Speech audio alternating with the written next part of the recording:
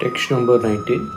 Saghoshodartha rashtraanam hridayani vidarayat nabascha prithivim chaiva tumulo vyapinanudayan.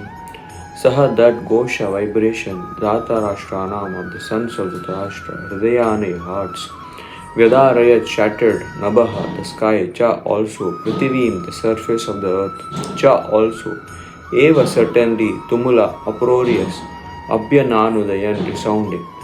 The blowing of these different conch shells became uproarious, vibrating both in the sky and on the earth. It shattered the hearts of the sons of the Dhritarashtra. Purport. When Bhishma and others on the side of Duryodhana blew their respective conch shells, there was no heartbreaking on the part of the Pandavas. Such occurrences are not mentioned, but in this particular verse it is mentioned that the hearts of the sons of the Dhritarashtra were shattered by the sounds vibrated by the Pandavas' party. This is due to the Pandavas and their confidence in Lord Krishna.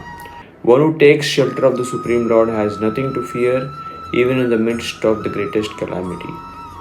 Verse 20. Ata vyavasthitan drishtva data rashtan kapidvaja pravritte shastra sampate danurbudyamya pandava rishikesham tada vakyam idam aha mahipate. Ata thereupon vyavasthitan situated Drishtva looking upon the Dhatarashtra, the sons of Dhritarashtra, Kapidvaja, he whose flag was marked with Hanuman, Pravritte, while about to engage, Shastra Sampate, in releasing his arrows, Dhanuhu, bow, Udyamya, taking up Pandava, the sons of Pandu, Arjuna, Rishikesham, to Lord Krishna, Tada, at that time, Vakyam, words, Idam, these, Aha, said, Mahipate, O king. Translation. At that time, Arjuna, the son of Pandu, seated in the chariot bearing the flag marked with Hanuman, took up his bow and prepared to shoot his arrows. O king, after looking at the sons of the Dhritarashtra drawn in a military array, Arjuna then spoke to Lord Krishna these words. The battle was just about to begin. It is understood from the above statement that the sons of the Dhritarashtra were more or less disheartened by the unexpected arrangement of the military force by the Pandavas, who were guided by the direct instructions of Lord Krishna on the battlefield. The emblem of Hanuman on the flag of Arjuna is another sign of victory, because Hanuman cooperated with Lord Ram in the battle between Ram and Ravana, and Lord Ram emerged victorious. Now both Ram and Hanuman were present on the chariot of Arjuna to help him. Lord Krishna is Ram himself, and wherever Lord Ram is, his eternal servitor Hanuman and his eternal consort Sita, the goddess of fortune, are present. Therefore, Arjuna had no cause to fear any enemies whatsoever.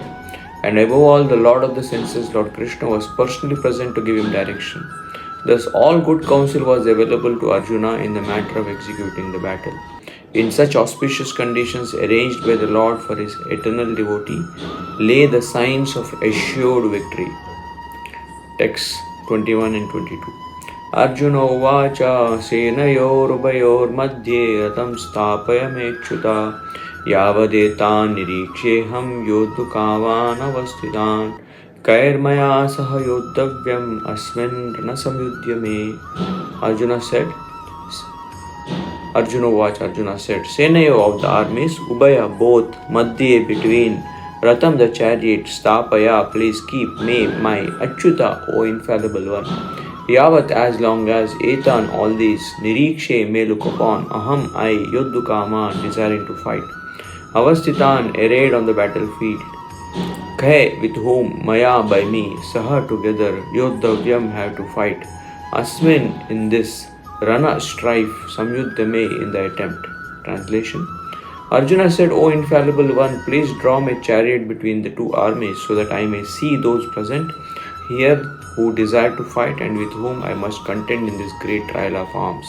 Purport. Although Lord Krishna is the Supreme Personality of Godhead, out of his causeless mercy he was engaged in the service of his friend.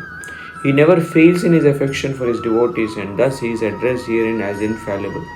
As charioteer, he had to carry out the orders of Arjuna, and since he did not hesitate to do so, he is addressed as infallible. Although he had accepted the position of a charioteer for his devotee, his supreme position was not challenged. In all circumstances, he is the Supreme Personality of Godhead Rishikesha, the Lord of the total senses. The relationship between the Lord and his servitor is very sweet and transcendental. The servitor is always ready to render service to the Lord, and similarly, the Lord is always seeking an opportunity to render service to the devotee. He takes great pleasure in his pure devotees assuming the advantageous position of ordering him than he does in being the giver of orders. Since he is master, everyone is under his orders, and no one is above him to order him. But when he finds that a pure devotee is ordering him, he obtains transcendental pleasure, although he is the infallible master in all circumstances. As a pure devotee of Lord, Arjuna had no desire to fight with his cousins and brothers, but he was forced to come onto the battlefield by the obstinacy of Duryodhana, who was never agreeable to any peaceful negotiation.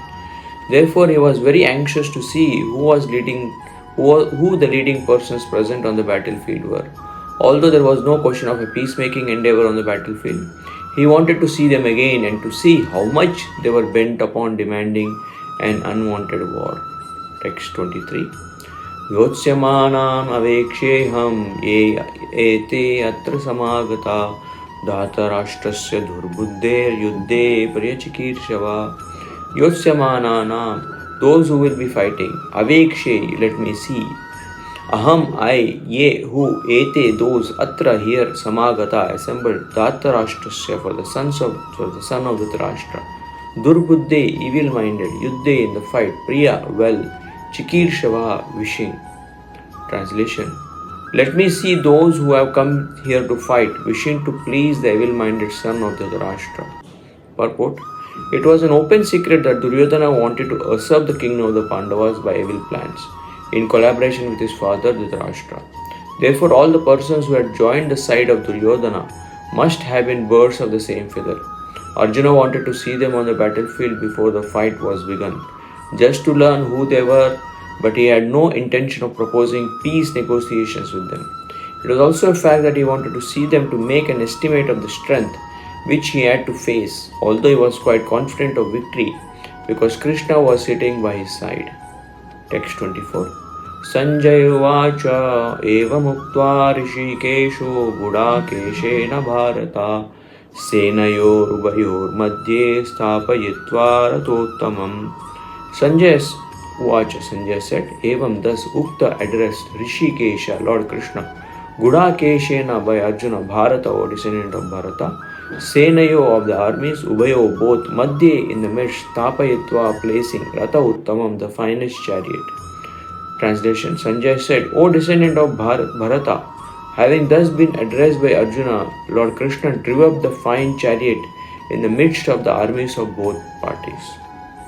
Purport. In this verse, Arjuna is referred to as Gudakesha. Gudaka means sleep, and one who conquers sleep is called Gudakesha. Sleep also means ignorance, so Arjuna conquered both sleep and ignorance because of his friendship with Krishna. As a great devotee of Krishna, he could not forget Krishna even for a moment because that is the nature of a devotee. Either in waking or in sleep, a devotee of the Lord can never be free from the thinking of Krishna's name, form, qualities and pastimes. Thus, a devotee of Krishna can conquer both sleep and ignorance simply by thinking of Krishna constantly. This is called Krishna consciousness or Samadhi. As Rishikesha or the director of the senses and the mind of every living entity, Krishna could understand Arjuna's purpose in placing the chariot in the midst of the armies. Thus he did so and spoke as follows.